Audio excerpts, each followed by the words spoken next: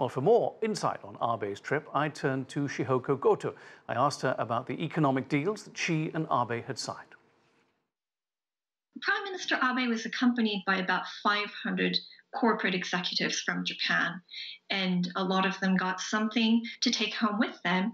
And the trade deals are really to address the specific needs of those specific companies. So in total, there's been about $18 billion worth of deals for those companies, which is a step, certainly a big step in the right direction, I believe. But they're not trade deals per se at the national level. This is not a free trade agreement between China and Japan, and we weren't expecting that either.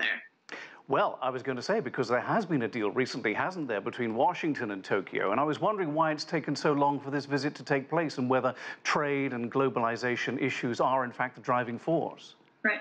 Well, this has really been an opportunity for Japan and China to change the equation, so to speak, to set a very different tone in the relationship that they have had over the past few years.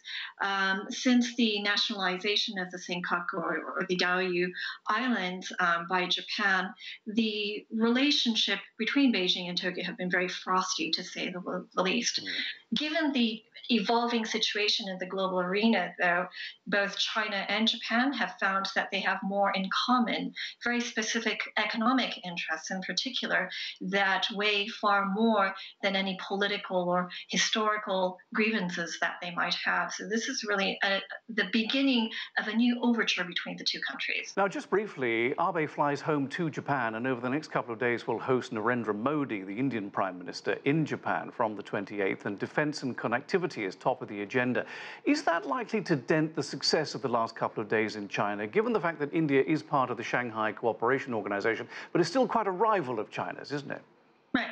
Well, from Japan's perspective, Abe and Modi have had a very strong personal relationship. This is one of many meetings that they have had. They have what's called almost a bromance. They follow each other on Twitter. They're very close, and Japan has really had this approach towards India as well as to Southeast Asia to really enhance its relationship that goes simply beyond giving development assistance and working more closely on security relations as well as on political and diplomatic relations as well. So the Modi visit will only consolidate what has been in the works for a number of years already. Shihoko Goto, thank you. Thank you so much.